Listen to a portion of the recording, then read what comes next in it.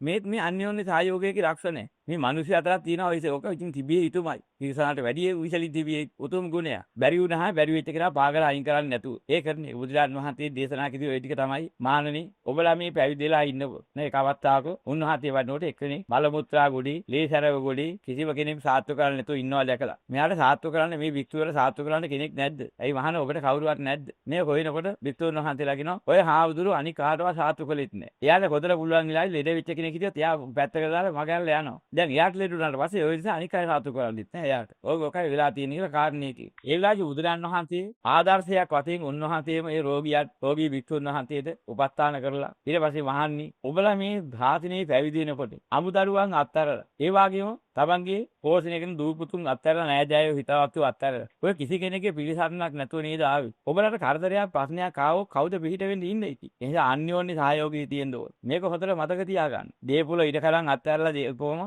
තමන්ගේ තිබෙන වත්කම් සම්පත් අත්හැරලා නෑදෑයෝ හිතවත්තු අත්හැරලා ගියාට පස්සේ ඔබලට අසනීපයක් කරදරයක් වුණාම කවුද ඉන්නේ? එහෙනම් මේ සංඝ සමාජයේ එහෙම ඉන්න බෑ. අන්‍යෝන්‍ය වශයෙන් සහයෝගයෙන් කටයුතු කරේ නියම විශ්නා ගන්න. මේක උතුම් දෙයක්. මේක බුද්ධ පූජාවක් හැටියට බුද්ධ උපහාරයක් හැටියට සීතා ගන්න. ඒ ගිලානෝපස්ථානිය මා ක්‍රියේට් කළා කියලා මට කරන උපස්ථානියක් පාගේ පිටායන කරන්න. මෙන්න මේක තමයි වරද්දගෙන අද ගිහිලා තමයි ගිහි අයගේ දෙල්සෝ වලට වේට් කරන ඉස්පිරිතාල හදන්න හාමුදුරුවෝ බහැලා තින්නේ. ගිහි අයගේ වැඩවලට නෙමෙයි කිව්වේ. ඔන්න ඔය හේතුවල භික්ෂුවක් පිළිබඳව වෙන උපස්ථානිය අත්හරින්න එපා. හේතුව මොකද්ද? කුඩා වූ මහත් වූ නෑදෑ පිරිස අත්හැරලා අමුදරු පිරිස අත්හැරලා දීපොළ ඉඩකරන් ආදී වත්කම් ඔක්කොම අත්හැරලා ඔය වතර තිවුරා කරගෙන හිඟවන්න පාත්‍ර කරන් බොහොම නිදහසින් අයින් වෙච්ච අය. අරන්නේ රුක්මෝ ශුන්‍යාකාර නිසා කින්න දෙලකුත් නැහැ. මගේ කියන්න ටිකකුත් නැතුව අල්ලගෙන නැතුව ඉන්න විදිහේ මානසිකත්වයක් ඇති නිදහසටපත් වෙලායි ඔතෙන්ද වැංගුනේ. ඒ වුණාට ලිර හැදෙන්නේ නැති වෙන්නේ නැහැ වුණා කියලා. දුක් කරදර ඇති වෙනවා. අතපය කැඩෙනවා. ඇස් අන්ධ වෙනවා. කරදර වලින් නැති වෙන්නේ ජීවිතය අවසානකම් ගෙවා ගන්න ක්‍රමයකුත් නැහැ. එහෙනම් මෙන්න මේ වෙලාවට ඔබලාට කාගා පිහිටක් නැහැ අන්‍යෝන්‍ය පිහිට නිසා. එහෙනම් ඔබලා අතරින්